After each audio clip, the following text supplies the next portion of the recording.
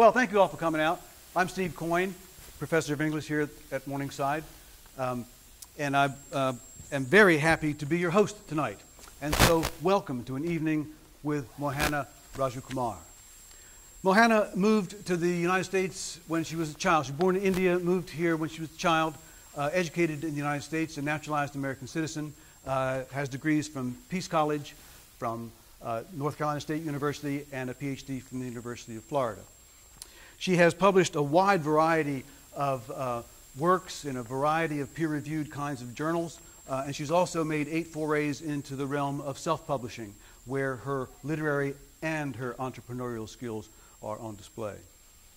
After her graduate studies, she moved to Qatar, where she has worked for a number of institutions in higher education in what is called Education City in Dior. She's here at Morningside for 2 weeks as our academic scholar, and she's visiting a number of classes and will be making some presentations off campus as well. Tonight, she's going to read a sample of her work, and then we'll have a conversation about making stories, and there'll be time for questions from you all. So please, join me in welcoming Mohana Rajakumar to Morningside. Thank you. The very first short story that I ever wrote in my entire life. So I think of this story very fondly, and actually this entire collection was a graduate project of mine about 12 years ago. So this is a very exciting opportunity to share this with you all. It's gotten completely out of hand, completely. It's everywhere. The argument was on, started again by his wife's plaintive pleas not to be finished until he had satisfied her. He turned the next page of Section A, wanting to find out what had happened to the child who fell in the well. Why did American papers do this? Even after a month, he was still bewildered by their display of violent information. The Indian custom of covering up hurt, pretending not to be disturbed by it, was of no value here. Rather, it seemed expected to announce a family's shortcomings publicly, and the more that heard, the better. Strange. And another thing, why did the paper always tease you, offering the best part on the cover but holding out crucial details until the to be continued page? And why did he unfailingly continue? Sundar, Sundar! She delivered the last while snatching away the stainless steel plate underneath his paper and placing it on the bar. Maitri, what is it? He replied automatically, barely listening. Apparently, the child had been attended by a negligent babysitter when she had pulled away the grate to the old well.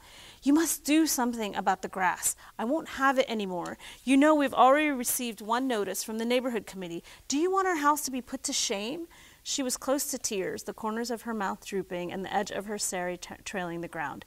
He sighed, placing the paper down and folding his hands on his stomach while observing his mournful wife. The complaints about the grass had followed on the heels of their move into the neighborhood. Between settling the children into schools and moving in the furniture, there hadn't been time to allot to extraneous details, like grass. But now, a month later, the waist-high weeds could no longer be ignored. Maitri, calm down. There will be no shame brought to this family. Take it easy, okay? He walked to the window and peered out. Sure enough, there it was, waving back and forth in the Florida breeze. Grass. Grass mystified him. He didn't know where it came from or what the point of it was. He did know that a lush carpet of green announced every house on the street. No, in the neighborhood. Saturday mornings, when he walked out to fetch the paper at the end of the drive, he observed youths, young teenage boys, out working on these green carpets with all sorts of machinery and tools. Huge scissors to cut trees, mini tractors they rode up and down like big rakes to pile all the shavings. It was a strange practice, this growing something just to cut it. And now his wife wanted him to participate in this mystifying American hobby. She was standing beside him now, mournfully straightening the dishes in the drying rack, glancing occasionally at the green sea before them. There was the rumble, the odd but now familiar sound of a machine close by, greedily eating up the tender shoots beneath its blades. His wife's face perked up as they both leaned forward to see a man riding on the mini tractor, plowing his field next door. Go ask him. She turned, her face full of hope. Ask him what? Sundar replied, his eyebrows rising. Ask him what to do with our grass. So this was how he found himself on a fine Saturday morning, walking out of his house, down the driveway, into the neighbor's territory, rather than seated at the table reading the story of little Jenny McGill and the lawsuit against her negligent babysitter. Having reached the edge of his neighbor's lawn, Sundar stopped and observed the newly clipped grass. It was neatly shorn, the blades no higher than his toes, and its reek was worse than any Calcutta street. It was amazing how this green stuff could smell. There were no cows lazily wandering these streets, nor goats being herded through traffic by little boys with twigs, and yet the newly clipped shreds of green managed to emit an odor fierce and offensive to Sundar's nostrils. It wasn't dung exactly, more like the odor of warm cow patties laid on roofs to congeal and dry, decimating their stench throughout the neighborhood. "Hey, hey, get off the grass!" Here came the owner of the masterpiece, striding towards him from the garage, removing heavy gloves. Alarmed by his fierce expression, Sundar stumbled backwards in his sandals. As he stood beside him, his neighbor's expression relaxed somewhat, but tension still showed in the fine lines surrounding his eyes. "I am very sorry. I was just admiring your grass." "Thanks. She sure looks good, don't she? Gotta be careful, though. Walking on grass ain't good for it," his neighbor responded in a thick twang difficult for Sundar to follow. There was a lull in the conversation, an awkward pause while Sundar cast about for something to say. Maitri had not prepared him for this moment. He would be sure to thank her when he got home. "Yes, well, I came to ask where you got your machine," he said, spying it from the corner of his eye sitting in the driveway. "Machine? What are you talking about?" His neighbor's blonde eyebrows rose and his head swiveled around, revealing hair that was longer in the back than the front. "What type of haircut was this?" "Yes, your machine, the one you maintain your grass with," Sundar indicated the mini tractor. "Huh? My John Deere? That's from Home Depot." Sundar flushed, hearing the slowed tones of his neighbor's speech. "Yes, well, thank you." He beat a hasty retreat without waiting for a reply, backing away, smiling sheepishly to cover the anger mounting inside. He swiveled around and marched back to the house, avoiding the sight of his wife's head looming in the window as she supposedly watered the plants. She was to blame for him having to deal with this. "What did he say?" She was at his side before he could even deposit his shoes inside the closet. "He said he got it at Home Depot." Sundar was trying to control his anger at his wife for his humiliation. "He offered no help. I still have no idea what to do about the grass." His mood wrecked, he wandered around the living room, restless, the promise of the morning paper forgotten. "Well, did you ask him?" "No, he upbraided me for standing upon his lawn." "Well, still, you could have asked him." Sundar walked over until he was directly facing his wife. Her brown eyes, fringed with thick lashes, were straining at him, pulling out the details of what he was hiding. He had discovered this unnerving ability of hers the first week of the marriage, after his parents had given them their own room in the house. Once inside their sanctuary, Maitri was always able to signal to him with those eyes and elicit from him an inquiry after which whatever gross injustice she had fared at the hands of his mother came tumbling hurriedly out. Now those eyes did it again, not wanting to be spared the truth, pleading with him to be honest. He did not want to help. "No one here wants to help. We are on our own." They turned away from each other, she to the kitchen, while he remained standing in the middle of the living room. It was a truth that had been long silent between them, unacknowledged, but present nonetheless. The urge to fight gone, he listlessly walked over to the sliding glass door and stood in front of it. There were waist-high weeds in the backyard as well. At least it was fenced in, Sundar reflected. No one could complain about what they couldn't see. He vaguely heard his wife shuffling around in the kitchen, probably turning her penetrating gaze back onto the front lawn. There was just no recourse for him. He was at a loss. Moving across the ocean, leaving his father on his deathbed, and fleeing the grinding heat of India had been manageable. But now, here, the rules were all different. The immigration code that had allowed them to come had been straightforward enough. They don't tell you how to live after you get in this country, he reflected. They never tell you there are so many unspokens, the air is full of them, as with dust and heat in Calcutta, weighing you down until you feel like wilting after 1 hour in the noonday sun. They just promise you a job, find you a house, and then leave you to figure it out yourself. He heard the front door open. "Hi, Mom! Mom, look, I made a book in school today!" The children were home. This practice of sending children away without their parents was foreign to them, and they had resisted it at first, insisting that Meera and Shankar not go anywhere unattended. But the company had convinced them that the best language school was too far to walk and not far enough to be bused, so Sundar and Maitri had reluctantly allowed the children to be taken to school by someone else. It was an alien practice to them, and every Saturday morning they stood at the window, watching the tips of their heads barely visible in the back seat of the Toyota as Donna cheerfully waved before backing away. Donna Donovan was perfectly qualified, of course, a retired school teacher living in the smallest house in the neighborhood, and at 65, still as energetic as ever. She was supplied by the company to ensure Sundar's happiness and productivity. He always sighed heavily as the car drove out of sight and then began his own short walk to work. Driving was not something that he was ready to undertake, and so they had chosen this house to render it unnecessary. I hope they weren't too much trouble, he heard Maitri's soft-spoken voice, the one she used with foreigners, laced with relief at their entrance into the house. Oh no, they were great. I wish my kids had been that well-behaved at that age. It was a miracle if they were still for more than half a second. Donna chattered easily, filling the silence. Would you like coffee? Maitri offered politely, as she did each day. Donna never came in, but she always had an excuse. Some reason she couldn't. Well, no, I've got bridge tonight with friends. Gotta go freshen up, you know. Bye, Miss Donna. Thanks for the ride. See you kids next week. There was a lingering pause as the children tumbled into the foyer and then toward the kitchen in search of a snack. Sundar ambled forward sheepishly, time to pay her. Here you are, madam. He joined Maitri at the door and offered her the crisp bills with a smile not completely reaching his eyes. Thank you kindly, sir. Her eyes had a twinkle as she folded the money and placed it in the opening of her enormous handbag. We'll see you later, then. Donna turned, walking down the driveway with her white orthopedic shoes placed firmly at each step. Sundar turned from the door, his hand placed on the knob to close it.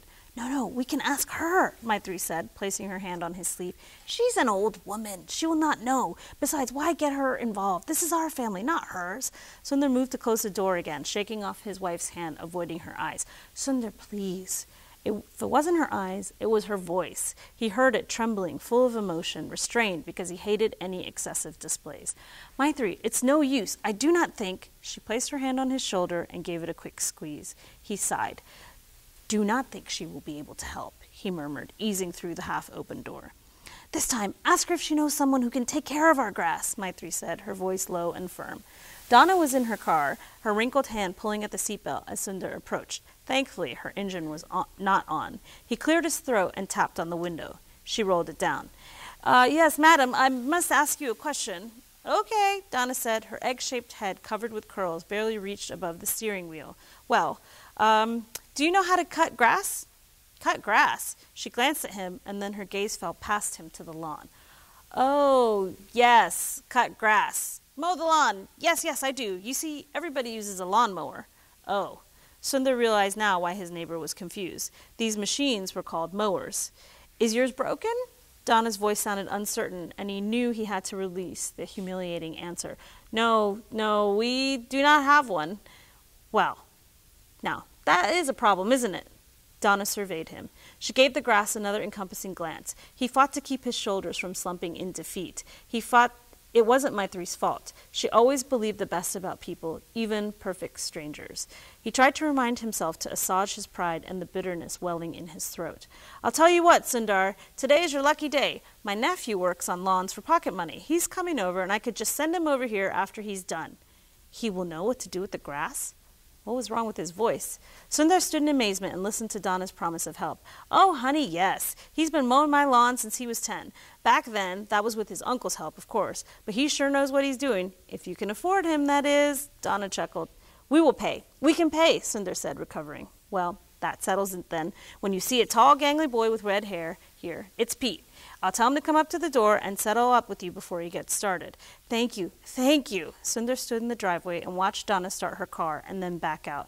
He turned slowly as she drove to the stop sign and then around the curve, watching as he would in India, wishing the guest a safe journey. What did he say? Sundar was startled by the sound of Maitri's voice so near him. She was standing next to him, her eyes watching, still retraining a drop of hope. He took her in, short, her head reaching only his shoulder, her small hands, delicate like the rest of her waist-length braid, neatly plaited and shiny with coconut oil. She said she would send her nephew to come this afternoon. He reached out to grasp her hand, quickly squeezing it as he saw the joy flow into her smile. Oh, Sundar, that is so wonderful. She squeezed his hand in return, shyly. But her voice was soft, its warmth like the ghee they ate with everything. Sundar thought of the advertisements on television, the ones that proclaimed 10 activities possible with one miraculous object, and the announcer's voice. All this for 1998. He smiled at this wife of his. She was amazing, truly amazing. the Indian families are like many other families in which a lot is determined by your place in the family. So if you're the youngest son, you have a different relationship to the family than if you're the only son or the oldest son. I think it is true for this family that in order to meet their adventurous aspirations of living abroad, that they've given up a lot. And you definitely get the sense that he's not done anything menial or with his hands. So that those are all first-time experiences. And yet to ask the neighbor for help about such a basic thing is humiliating to him. Yes, Yeah. yes. To have to admit, you know, we've all been there, to have to admit that you don't know how to do something and to make yourself vulnerable to ask for help. Which happens a lot when you change cultures. Exactly. Yeah. And she would never have gone ahead of him to ask the question of the woman who drove the kids to school. She would never have stepped out and taken that role. Yeah, no, that's an interesting question. At this point in their journey, she probably wouldn't have. Because she's still in an Indian mindset. She still very much sees them as a team, you know, and that the problems that they have, they should face together, and that, you know, he has a responsibility to the family to be part of the solutions. But it would be interesting to revisit this couple now, 12 years later, and see what they're up to. Yeah. How did you come to write this story? So I wrote this story as a creative writing exercise in a workshop like the ones that you teach. I got a chance to go to Steve's classes earlier this week. And the story actually came out of a lot of frustration because everyone else had shared their work, and I felt that all of their work, none of it represented the people that I knew or the experiences that they were going through. And I wanted to write about something that would just like shock so it actually came from an impulse to shock everyone, and this was the story that I came up with. And so what did you see in this that was shocking? Well, I think what I wanted to imagine, there was a house like this in my neighborhood where everything was totally overgrown, and everybody made fun of the people that lived there, and I remember thinking, I wonder what that story is. And I guess my impulse to shock them was to make them read about people who were other than they were, because everyone was writing about the same kind of upper middle class experience, and I wanted to force them to interact with people that they probably lived near or shop beside, but had never really maybe thought about or really seen. It's one thing fiction writers do is allow us to go places that we don't typically get to go. So the story obviously involves a mixture of Indian and American cultures. Which do you find more comfortable writing about? That's a very interesting question. It's true that a lot of people feel that I've been unfair to my Caucasian characters in many ways, and that they lack like depth and variety that the other non-Caucasian characters have. Even in my current novels, which are set in Qatar, there are none of the main characters are white. And that's not a purposeful choice I made. It's just something that sort of happened by default. I was sort of following the story, and that's where the story went.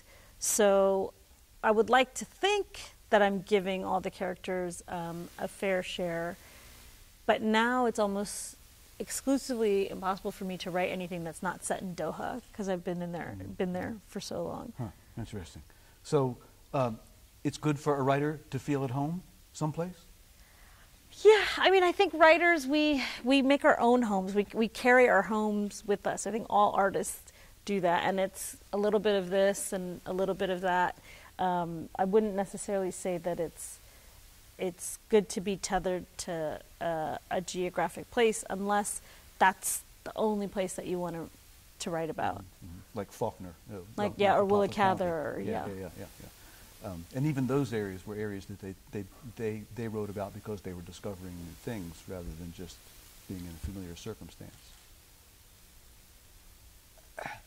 So how do you go about writing a story about, if you're trying to write about Americans, and it's a farther reach for you, what do you do? Well, I can sort of bring this to my work that's set in Qatar, because I write about Qataris, and that's what the nationals there are called. They're not Qatarians, they're not Martians. They're humans on Earth.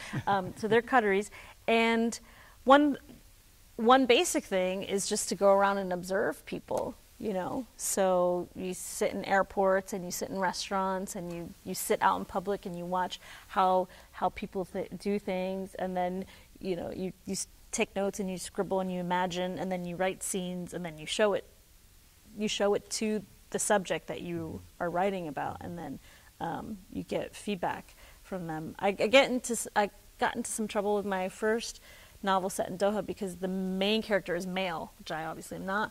I'm not a male Qatari, and so I wrote this scene where they go to the Majlis, which is like a men's only space.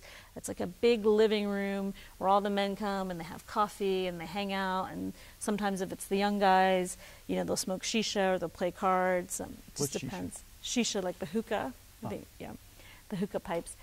And so I'm writing the scene, and then I get Abdullah to the Majlis, and then I was like, oh, I have no idea what happens next, because I've never been in a Majlis.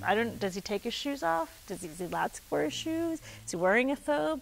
And so I called up one of my male friends, and I was like, hey, Hamid, so about the Majlis, I just wrote this scene. Can I send it to you? And he said, yeah, sure. And he read it, and then he called me back, and he's like, there's lots of weird things about what's going on in the scene. Why are both sides of the family there? Usually a family majlis, it's either the dad's family or the mom's family. The two families wouldn't be there together. And the names that you've given everybody, these names are not Arab names. These are more Persian names or names from other places. And so then you made those changes, and did you show it then to him again? I did. I had such good friends who were so patient, and they read and reread, and for like 6 months, every Qatari person I know, I was like, hey, can you read this? And I would literally get up from my computer in the library and go and call. I remember another time when I was writing an engagement scene. So in Islamic culture, when you're engaged, you're actually married. So the husband and the wife, the engaged couple, they sign a contract. So in the contract, the woman is basically stipulating what type of relationship she wants to have. So she says whether she wants to have her own home after marriage, because it's not uncommon for young couples to live with parents because it's so expensive while they're waiting for their house to be built. She says if she wants to work after marriage. She says how much he has to pay her in alimony if they're divorced. So she can stipulate as many conditions as she wants. So I'm describing this engagement ceremony, and again, I've never been to an engagement ceremony, so I race out of the room and I call my friend Hind. I'm like, Hind, so in the engagement, when the photographer is there, who do they take pictures of? Because photography is a very sensitive thing in Doha. You don't take pictures of Qatari women, and you certainly wouldn't publish them anywhere. So if you look up Qatari women, like on Instagram, almost everyone who has an account, you'll see a picture of something else. You'll see either a picture of an actress who looks like her or she thinks she looks like, or you'll see pictures of her younger cousins, because it's fine to have pictures of young people, perfume that she loves, however she wants to identify herself, but it won't be a picture of her face. And in her feed, there won't be any pictures of her. So, and Hind was really gracious and was able to give me And answers. is that a cultural thing or a religious thing? It's a cultural thing. Okay. Yeah. Okay. It's seen as, and it's actually how people felt about photography when photography was first introduced, right? That you can't control what happens to your image, so you don't want it out there in the public domain. Interesting. And so, do you do something similar when you write about Americans? I haven't written about Americans in a long time. Well, you will, of course, now that you've been to Iowa. I'm going to write about Sioux City, the underbelly of Sioux City. Because now there are a million stories in the city of the Sioux. I'm writing a crime series, so maybe my police captain, he has to come to Sioux City for some reason. There's bound to be crime to be found yes. here. So, to write about Doha in that environment is becoming increasingly comfortable for you, and you're becoming increasingly comfortable there and feeling more at home in Qatar than ever Is that fair to Yeah, assume? it's funny because it's been 12 years, and you think 12 years is a long time. Like in 12 years, somebody goes from kindergarten to third grade, fifth grade, fifth or sixth grade. Well, 12 years from first grade, you're graduated high school. Yeah, so it depends on how we're counting 12 years. I was saying year 1 to year 12, but yeah. So it's interesting when you can look back on a long period of time like that, because in my life, as you mentioned, we've moved a lot. We were like academic nomads. So we started out in India, then we moved to Canada, then we moved to California, then we moved to Texas, then we moved to Florida. Then on my own, I lived in North Carolina, and I lived in Pennsylvania, and then I lived in Washington, D.C. So I was just always used to every 3 or 4 or 6 years having a move. And now I've lived longer in Doha than I've lived anywhere else, which is a crazy thing to think about. So it's definitely home. It's home of a kind. You're not encouraged to think of it as home because no one is allowed to become a Qatari citizen except for the children of Qatari fathers. And one interesting thing about the blockade, the current blockade that's happening, where Saudi and the UAE have broken off all relations with their former neighbors and brothers, the Qataris, is that for one of the very first times you see a public embracing of expats. And that's been really nice, I think, for the expat community. Interesting. Would you recommend to people in the audience who want to write that they travel or that they stay home and write? I don't know. I definitely think the only way to become a writer is to write down words. But in order to write down interesting words, you need to be inspired, and travel is a great way to do that. So I don't think you can choose. Is there a pitfall in writing about travel because you have an international experience and you find it delightful and strange and exotic and compelling, and you try to write about it, and because it's not based on it's just a tourist sort of sense of the place, it's thin, and we don't get a good sense of the culture. We got a sense of the person being amazed by the culture, but it's very easy to skip along the surface of a culture when you visit, and so is visiting enough? Is a semester abroad enough? Or should people actually sink into a place and spend some time? Well, I mean, if you have the choice, if you have the luxury of time, I think obviously, sinking in is the option to go for. I think of like For Whom the Bell Tolls, right? So Hemingway was obviously inspired by his time in the Spanish Civil War. But I also think that we ask a lot of writing these days. We expect it to bring us instant fame. We were talking in your class the other day about how we expect art to sustain us. And I don't necessarily think, art has that commercial potential, but art is meant to be enjoyed and to be created for art's sake. So when I wrote these stories 12 years ago, I never in 1,000 years would have imagined I'd be sitting here with you all talking about them. These stories I just wrote for myself in order to learn how to tell stories. And so I think we put so much pressure on our art these days that we don't take time to make those little tiny mistakes of telling superficial things. Because there's so many stories that didn't end up in here that I had to do in order to practice to get ready to have something to share. Can you tell us a little bit about your writing process? How does the story start? How long do you work on it? How do you work on it? Oh gosh, this has changed a lot over the years, but now I'm to the point where every November there's National Novel Writing Month, which should really be called International Novel Writing Month because people do it all over the world, but it is an American nonprofit that does it. And so the goal is at the end of the month to have 50,000 words. So how do you get to 50,000 words in 30 days? You have to write 1,600 words every day. So November 1st, you have to write 1,600 words, or you get to write 1,600 words until the end. And remember, this is when Thanksgiving is, and without fail, one year I remember I was on a flight to Prague because I was going to a conference. So I went to my friend's Halloween party, and then I went home, I took a nap, I got ready. It was one of those red eyes. Took myself to the airport, and then I got on the plane, and I was, like about to go to sleep, and then I remember like, oh shit, it's November 1st.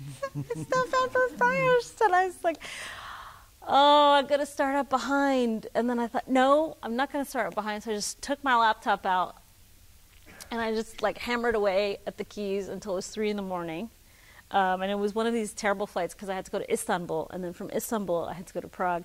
But I got to the layover and I was like, yes, at least I wrote my words. Because one of the things about doing something like that is you get the momentum. Because the second day you have 3,000 words, you know, and the fourth day you have 5,000 words. But if you let it slip, then the second day you have to write 3,000 words. And then the fourth day you have to write 5,000 words. So you're kind of running almost in fear of the word, like just to keep up with the I think most people in here understand that general phenomenon. Yeah. And some years I finish, you know, on November 30th, 50,000, yay, you know, and then some years it's been December 10th and the novel's still dragging along. But that's been a useful pattern for me is I focus all my energy that November on that particular book. I usually start thinking about what I'm going to write in May and reading and watching TV and talking to people about ideas and reading how other people have treated the same subject. And then the rest, so December through June, then refining that manuscript. So out of the 50,000 words, how many do you wind up keeping? I usually keep almost all of the 50,000 words and then add another 30. So usually it's about, you end up with about 80. I tend to write shorter books just because I get so interested. And all of my books start with the central question. So for Love Comes Later, which is the book where I mentioned where there's a central male figure, it was, how will a modern person with traditional values, how will they find love? So how will my Qatari friends who drive Porsche Cayennes and have iPhone X's and vacation in Paris, how will they feel when they have to marry someone that their parents have chosen for them? How will they'll be married, but will they be able to find happiness or love? And what's the answer to that question? Well, have to read the book? Yeah, you have to read the book. It's complicated, you know, it's very, very complicated. What's so interesting is that I love how Westerners are always like, oh, arranged marriage, I could never do it. And then they watch like 18 seasons of The Bachelor. Because what is The Bachelor if it is not, you know, a big, weird, arranged marriage that everyone Disarranged marriage. Yes. Yeah. I mean, and that, if there's anything like more ethnic than The Bachelor, I don't know what well, it is. and choosing one's own spouse doesn't, the track record in this country is not all that great. Exactly. So, yeah. Are there other cultural practices that you think that the Qataris could use from us and that we could use from them? Oh, I mean, obviously there's so many things that we are at our best, I think, as a species when we can pick and choose and we're not forced to say this is us and this is you. Well, what good is a wall then? Yeah, well, I think walls, unfortunately, they keep people out, but they also keep people in. Interesting. So that it's as damaging to the people who are protected as to the people who they are protected from? Yes. And what's interesting about Doha is, since, you know, most of you, I guess none of you have been there, so Qatari families live in extended family groups, much like Indian families and other families in Asia, and that's why I felt very comfortable when I moved there, because a lot of the attitudes and practices, even though I'm not Muslim, I wasn't raised Muslim, felt very familiar to me. But one thing that's happened in Qatar with the introduction of wealth is that all of these familial homes have these enormous boundary walls around them. So, and this is for privacy, so women can come in and out of their cars and not feel like, you know, people are seeing them, because most women cover their hair.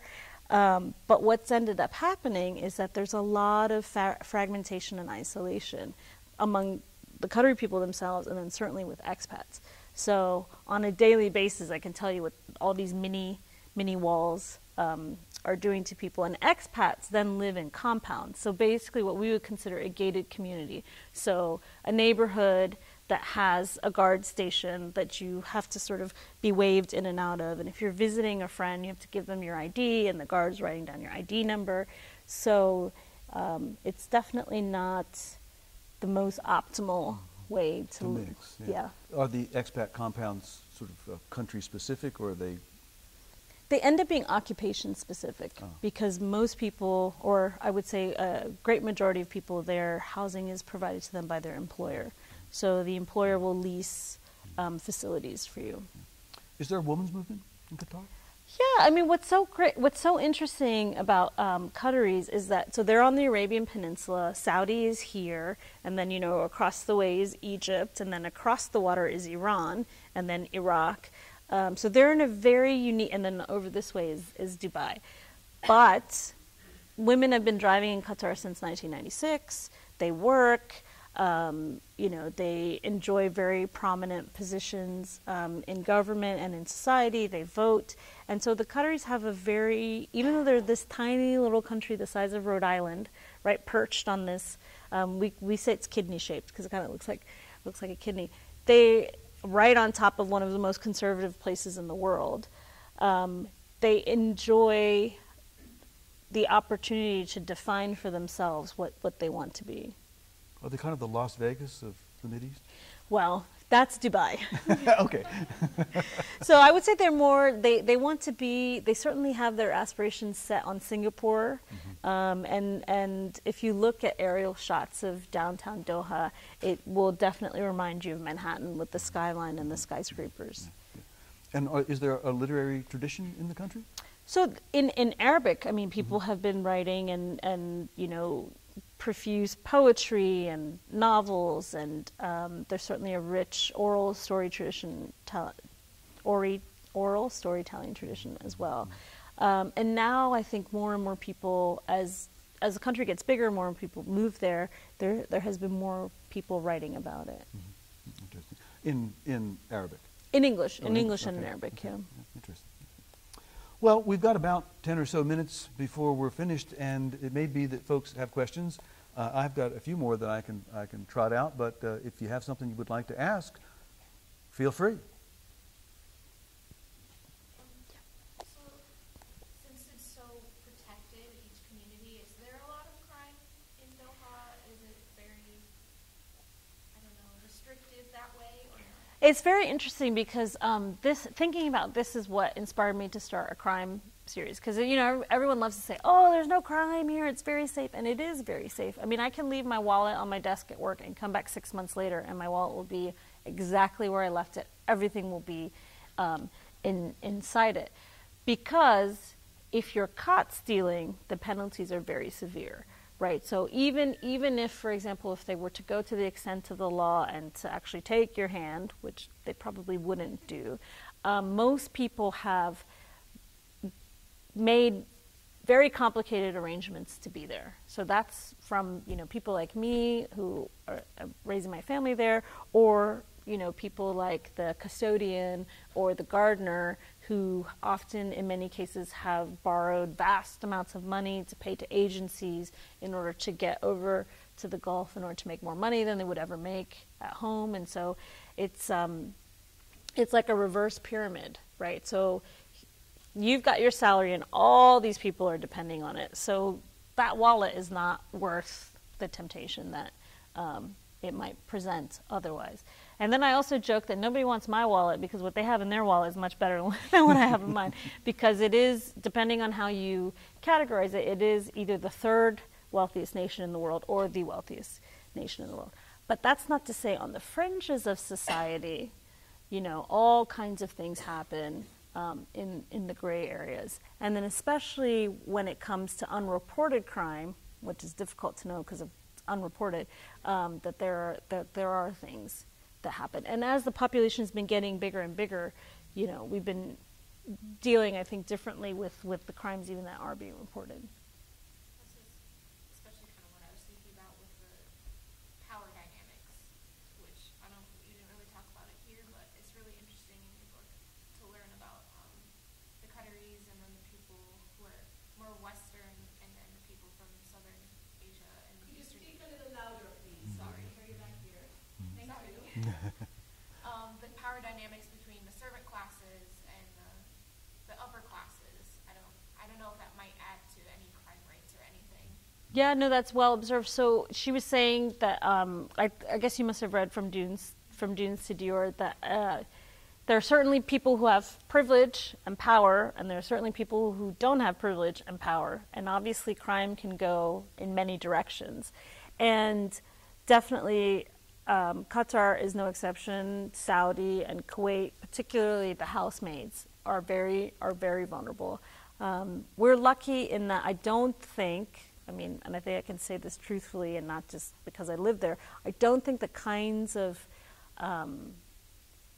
violence that you hear about in Kuwait and Saudi especially, where every weekend they're pulling some poor woman's body out of the desert who's just been a laborer who's just been taken out there and dumped out of the desert. So you do get the stories about people beating people and those kinds of things, which is not any better, of course, but it's not to the extent in which you hear about in other parts of the Gulf.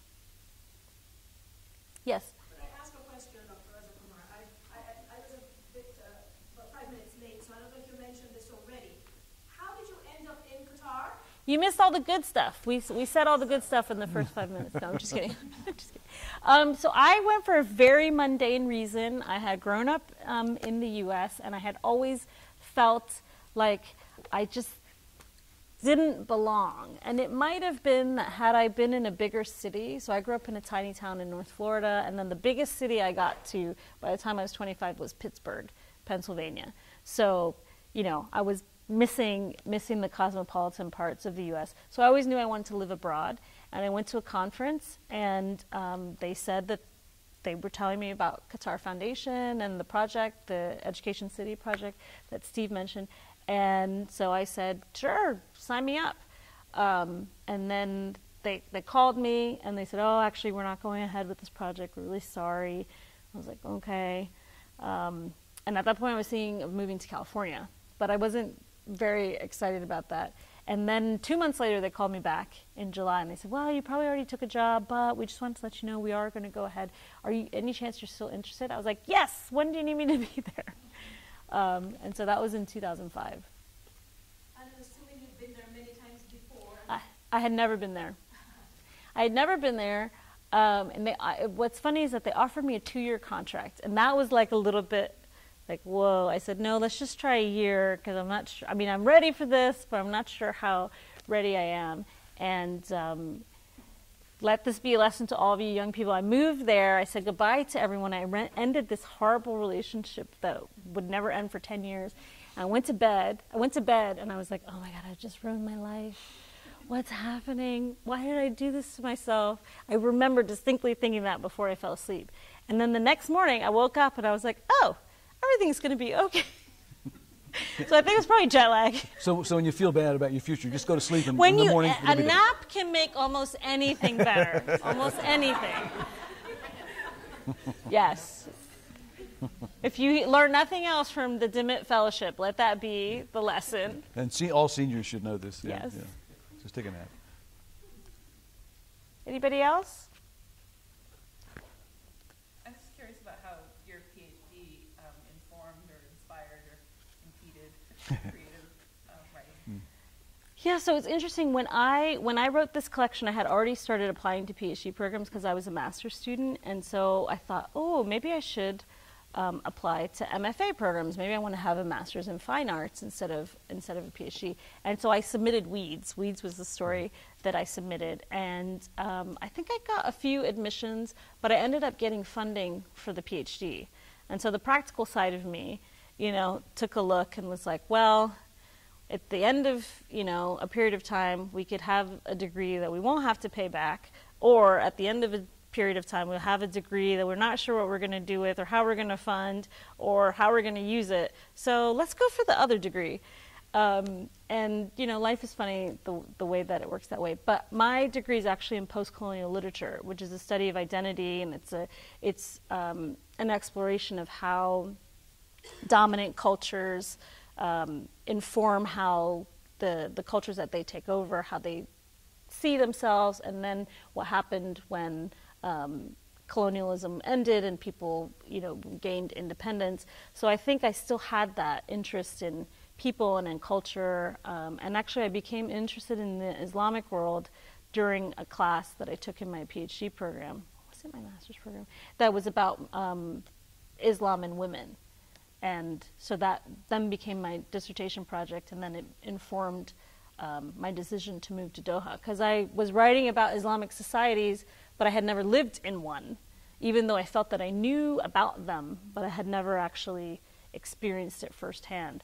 And so when the opportunity came, I decided that was a good thing to do. I feel that there's a lot of people with PhDs that write creatively, and I'm always envious because I think they tend to write more literary fiction, what we tend to think of as literary fiction. They have these beautiful metaphors and amazing prose, and that's not the kind of writer that I am. Maybe that will come one day. So sometimes I feel like I've let my PhD down by like being this popular, this writer of popular fiction. I was wondering how you decide on the characters' names. That's a great question. So in the beginning, it was based on people that I knew. So in this story, there's a story called Exposure, and I'll let you think about what that story is about, but it's actually about an exposure. And the main character is named after my mom. And I remember when it got placed in a magazine, my brother called me and he's like, "Why'd you write that weird story about mom?" And I was like, "It's not about mom, it's just a character." He's like, "Well, why'd you name it after mom?" And I'm like, "Well, I thought it was a good thing." And then lately now I tend to name them after popular names.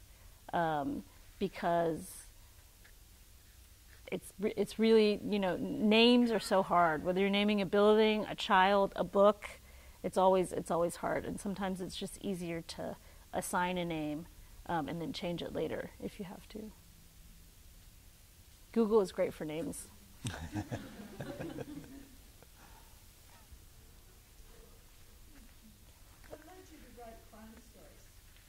I love Scandinavian crime fiction. I was very lucky in that I have some very close friends. She's Uruguayan and he's Swedish. And so several years ago for my birthday, they gave me a novel. I think it was a Stig Larsson novel. So this is before Girl with the Dragon Tattoo really became the phenomenon, because he's Swedish. And so they wanted to give me a Swedish writer. So I read it. And then I've known them for 10 years. So every year on my birthday, they would give me a book. And I would read it. And then I read, Henning Mankell. And then I just read Joe Nesbo, all these Norwegian, Swedish, Danish.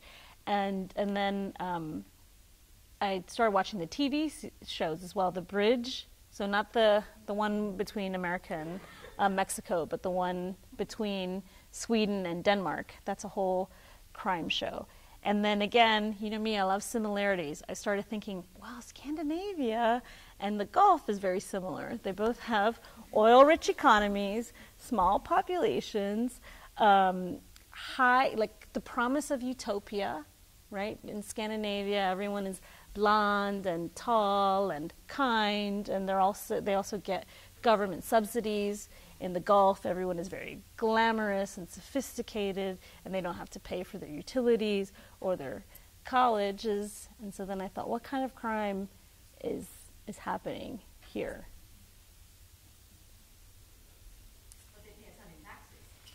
Well, the Scandinavians do, but there's no tax in Qatar. And does the government offer a subsidy to people? So, sorry, I don't know if you heard it. So the Scandinavians pay taxes, but the Qataris don't pay any taxes. Nobody in the Gulf pays tax. And they do, it is more or less a welfare state in that if you are a citizen, then you are entitled to lots of benefits. Or like living in Alaska. Or like living in Alaska. Sort of. Did you have a question? How do you get past the writer's block? Okay, so that's a great question. I'm gonna, and then I think you should take a stab at this too. So, according to me, there's no such thing as writer's block. Okay, there are other things. You're tired. You've lost your inspiration. Your mind needs a break. I think there are other things, but writer's block I don't think actually exists, and I'll tell you why. Because obviously, you know, I have a 4-year-old and a 7-year-old, and I work and I have friends, and sometimes I like to see my husband. So, you know, there's a lot going on. And then when I'm writing, for example, National Novel Writing Month, if it's November and it's midnight and I haven't written my words, guess what? I'm up at midnight sitting there writing my words. And for years and years and years, I used to watch Downton Abbey. Downton Abbey would be on while I was writing my words. So whatever time I got to write, I would just fill that time because I really loved the story that I was telling. And I've always said books are different from children because once you have a child, you can give that child to someone else, right? I can say, here, go and bond with your dad. Your mom has work to do. But a book, only you can write a book unless you've hired a ghostwriter or unless you're plagiarizing somebody else's book. But nobody here is doing that. So I feel that my books have no one else to depend on but me. And that's not to say that you can't stall, but I wouldn't call that writer's block. I call it stalling. So if you feel that you're blocked, the two biggest things I think you can do is you can go for a run. I cannot recommend exercise enough. Cardiovascular exercise, we don't do it enough. Qatar has the highest obesity and diabetes rate of any country in the world because they're so wealthy, and they jumped over the agrarian diet straight into McDonald's, Chili's, Applebee's. Any fast food chain besides Taco Bell that you can mention is in Qatar. And so I think exercise is a great way to get you going again. And cooking. Cooking is actually really, really creative and fun. Anything you can do, painting, playing music, if you play an instrument, anything you can do to get into your right brain, I think will help you write again. I have a thing to say about that, but Taco Bell? What? So Taco Bell came before we moved there, and apparently nobody really understood like tacos or like Tex-Mex, like Latin food, and so they closed. Okay. And now we're all like, come back, Taco Bell, come back. Poor Dave, he took me to Taco Bell the other day when we were out in town. I just had to ask that. Yeah, I think one thing that you have to ask yourself when you feel like you're blocked is, do you really want to write? If you really do want to write, but you can't think of what to write about or somehow can't get started, I think that her advice is excellent. Exercise, read, work on something different, and hopefully your mind clears, you come back to it. I mean, I don't know what you can do other than the same kind of stuff you do when you have to try to put your mind to any task that your various courses will ask you to do. You know, you have to steel yourself and get yourself focused and then dig the spurs in and go. But it's not easy sometimes, especially when it's just for yourself and no one's expecting, no professor or anything is expecting that product. It's just you. And I really like what you said. Your book has no one to rely on but you. Yeah, You're the only person who can take care of it. I remember one November, my friends were like, "Oh, what's wrong with Mo? She seemed like so down." And I was like, "Yeah, I didn't make National Novel Writing Month. Like, I didn't get to my 50,000 words." And they're like, "Oh, but what, do you have a penalty or something?" I was like, "No, I just let myself down." They're like, "Oh, that's fine." What is she talking about? Yeah, if you're used to letting yourself down, you know. They're like, I said I didn't finish until December 10th, and they're like, "But you know what? You wouldn't have gotten a prize if you had finished on November 30th." Like, oh yeah, that's another way to think about it. Yeah, that's funny. We have time for about one more question.